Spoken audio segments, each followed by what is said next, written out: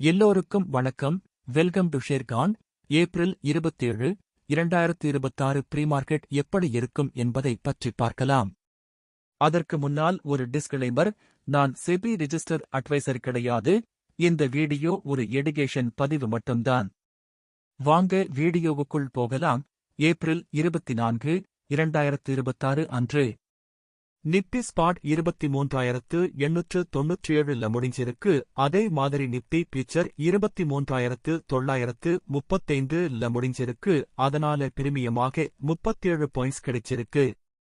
அப்படின்ன நிப்டி 24,232 ஒரு ரெசிஸ்டன்ஸாகவும் 23,563 ஒரு சப்போர்ட்டாகவும் இருக்கலாம்.